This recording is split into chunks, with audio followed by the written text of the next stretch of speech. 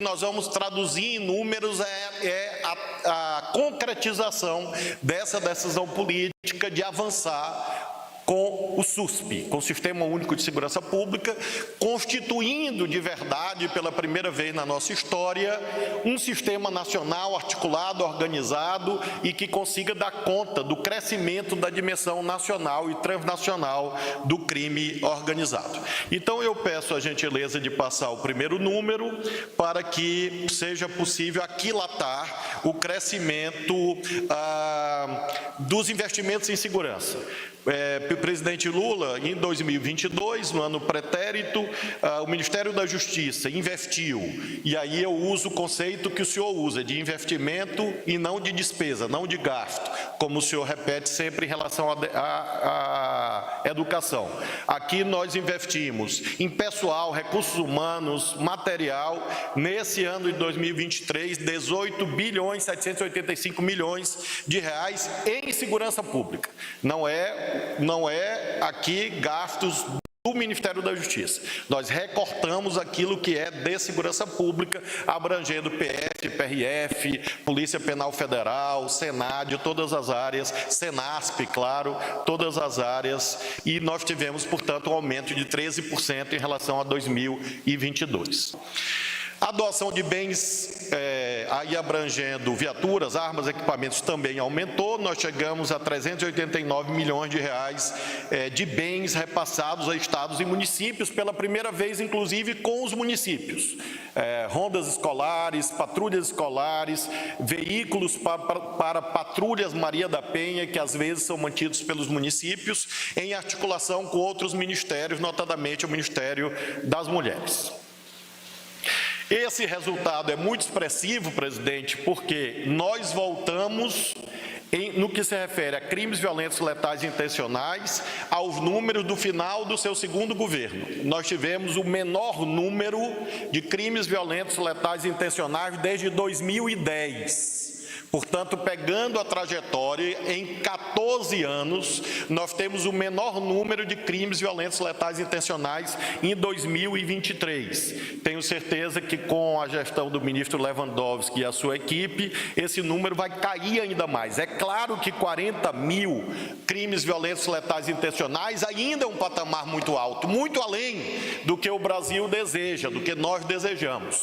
Mas lembremos que o que é importante é nós vermos que a linha vermelha, que são os números de 2023, sempre esteve abaixo da linha azul, que são os números de 2022. Ou seja, tirando o primeiro mês, presidente, o mês de janeiro de 2023, todos os demais meses nós tivemos números melhores do que os números do ano pretérito, firmando, a meu ver, um caminho virtuoso, que nós precisamos perseverar para nós termos números cada vez melhores. Nós tivemos também, em relação a crimes patrimoniais violentos, que é uma preocupação da nossa nação, o ministro Pimenta, que faz pesquisa regularmente, identifica essa preocupação cotidiana dos cidadãos, não só com os crimes letais, mas também com os crimes patrimoniais violentos. Aqui nós agregamos números dos estados, é importante informar isso. O secretário Tadeu Alencar, com a sua equipe, consolidou o Sinesp, que é o Sistema Nacional de Estatística de segurança pública no Brasil, e com isso hoje nós temos um sistema em que os estados fornecem os números e nós consolidamos e divulgamos. Hoje, às 11 horas da manhã, todos esses números estarão no portal do Ministério da Justiça, com essa consolidação dos dados fornecidos pelos estados, pelas secretarias de segurança dos estados. Tivemos a redução de roubo de veículos da ordem de 9,78%. Isso é muito significativo, roubo a bancos. Por que é significativo? Porque isso, em larga medida, alimenta o chamado novo cangaço. O novo cangaço se lastreia fortemente em cerco a cidades e roubo a bancos. Então, em 2023, nós tivemos uma redução da força do novo cangaço, mérito dos estados, dos municípios e das polícias federais que nós coordenamos. Uma queda de 40,91% em roubos a bancos. Roubo de carga também, um decréscimo de 11,06%, aqui o trabalho da PRF, da PF e também, evidentemente, das polícias estaduais. Quero também assinalar um aspecto que sempre enseja muitos debates acerca das privações de liberdade. Nós temos uma posição em que precisamos estimular as alternativas penais. Nós precisamos, portanto, entender que punição não é sinônimo de prender. A prisão, o cárcere, deve ser reservado a crimes cometidos com violência e grave ameaça à pessoa. Mas esse não é um tema que o governo decida. Esse é um tema que depende da Lei de Execução Penal, que fará agora 40 anos, nesse ano de 2024, e, evidentemente, do Poder Judiciário.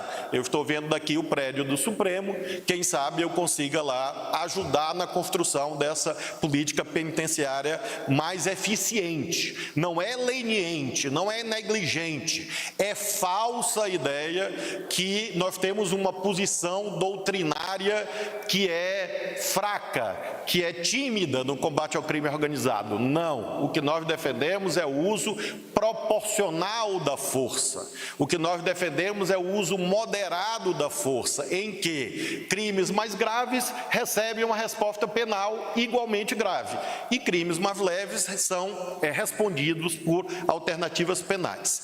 Nós conseguimos, contudo, esse dado. Enquanto essa política penal penitenciária está em construção no país, há mandados de prisão a cumprir. E eu chamo a atenção que os estados federados, ou seja, as polícias estaduais, nesse caso, aumentaram as prisões em 8,71%.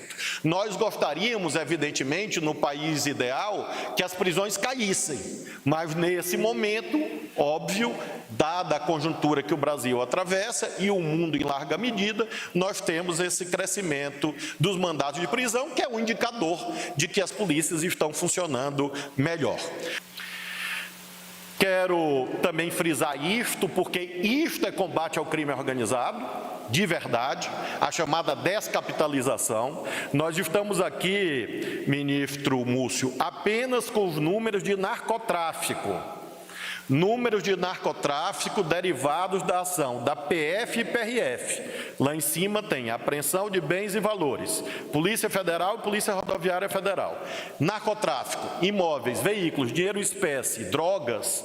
Nós retiramos das facções criminosas 7 bilhões de reais no ano de 2023. Eu passei ao ministro Pimenta o número de 6,6 bilhões. Por isso que na peça, inclusive, fala mais de 6 bilhões. Quando nós consolidamos os dados de dezembro, nós chegamos a 7 bilhões de reais retirados das facções criminosas pela ação da PF e da PRF. Armas ilegais também chama a atenção desse item, em que há uma ação mais efetiva, aumento de 25% na apreensão de armas ilegais, e o presidente Lula fixou essa diretriz de combate ao armamentismo irresponsável no nosso país, e nós sabemos que isso é vital para que nós tenhamos armas nas mãos certas e não essa política armamentista demagógica que não produz efeitos positivos para a sociedade. Em relação ao registro de novas armas, nós tivemos uma redução de 79%, efeito dos decretos, presidente, que o senhor editou desde o dia 1º de janeiro até o mês de julho. O senhor editou 3 decretos e, com isso, nós tivemos o fim dessa era de banalização do acesso à arma. Lembro de roubos, furtos, desvios que há em razão desses arsenais que são indevidamente, eram no passado repassados a pessoas que não tinham a habilitação necessária. Então, registro de novas armas, redução de 79%, comparando 2022 com 2023. Do mesmo modo aqui, eu não falo mais de registro de arma, mas porte do cidadão para ter arma. Também por decisões do Supremo, decisões dos decretos presidenciais, nós tivemos uma redução da concessão de portes pela Polícia Federal, redução de 56%.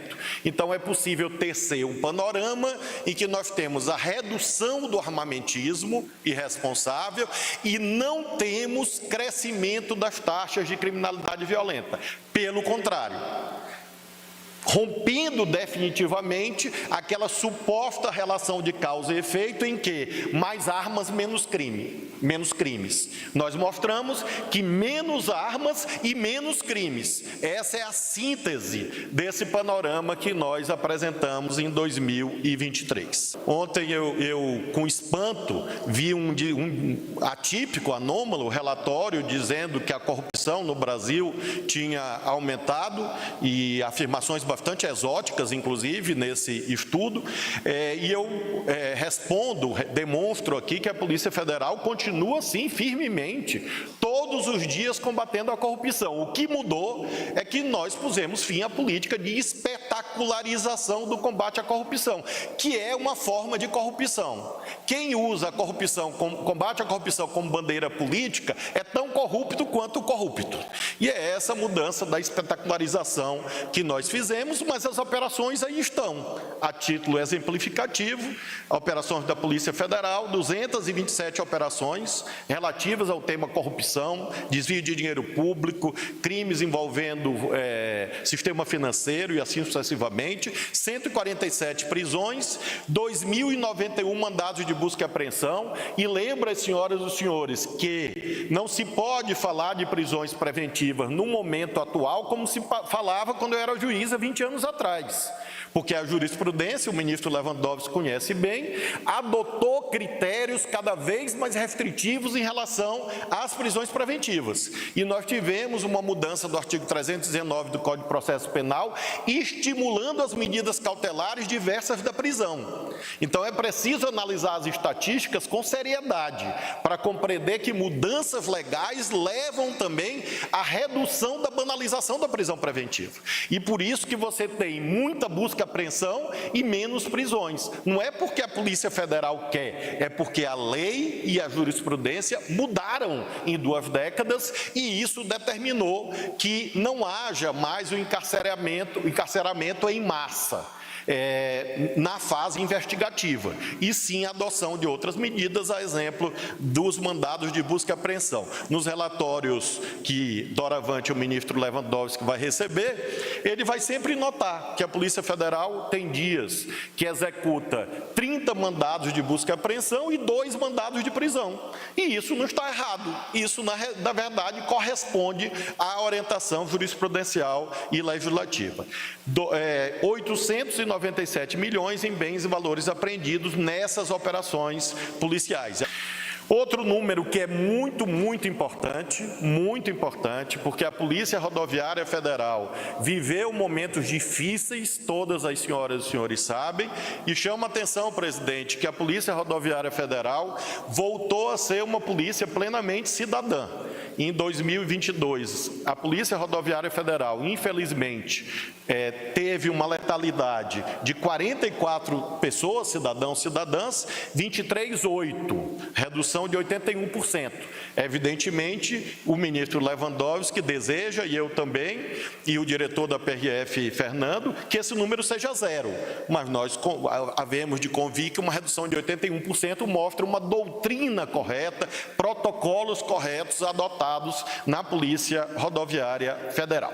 Eu estive na delegacia da Polícia Federal no aeroporto de Guarulhos, conversei com o delegado-chefe e ele disse: Flávio, aqui praticamente zerou. O que há ainda são os engolidos, que são aquelas pessoas que, como o nome indica, engolem drogas para transporte em voos internacionais. Mas nós tivemos perímetros de aeroportos sendo patrulhados pela aeronáutica. Nós temos todos os dias, no Paraná, Mato Grosso do Sul e Mato Grosso, 1.300 homens do Exército, todos os dias, fazendo policiamento.